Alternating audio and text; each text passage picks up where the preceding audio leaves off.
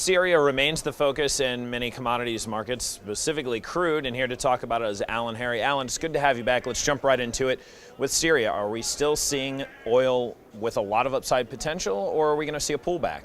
Well, the way I'm looking at it right now is, with the problems over in Syria, it could turn into a mess. And I don't really see how we exit out of it cleanly, and I also don't see how we get a clean win out of it. All that should put in quite a bit of war premium into crude oil. Right now, it looks to me like there's only a $5 premium, war premium in crude oil, and it feels like it should be, based on past history, $10 to $20. So then what are you looking at? Well, I find it interesting that it is such a low war premium based on past history. So the one thing that I'm starting to think about is, would there be a need and would there be a willingness to release our oil and gasoline reserves if we did have a war with Syria and crude oil did take that rally up? Would we release the reserves, which would put a cap on the oil market? So do you think that's why we're right now seeing crude actually with a slight pullback? We're seeing about $1 down. Well, two reasons.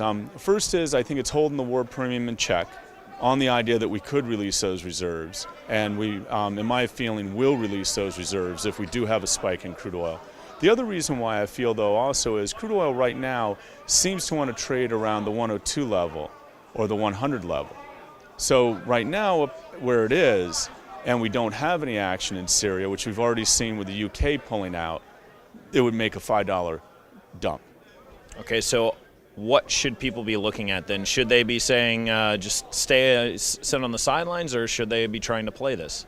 Well, what I'm doing right now is I'm looking at particular levels, and if it gets above those levels or below those levels, I'm in the market. So right now what I'm looking at is anything above 108.76, I'm in the market, long, because it seems like it's now going to make that move up.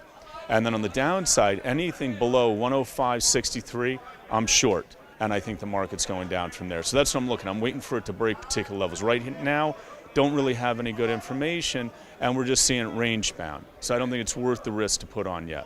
All right, Alan, we'll certainly be keeping our eyes on it, and this is an interesting point bringing up that people maybe should consider about the reserves and what the president might want to do. For the Street at the Ninebacks, I'm Deaux.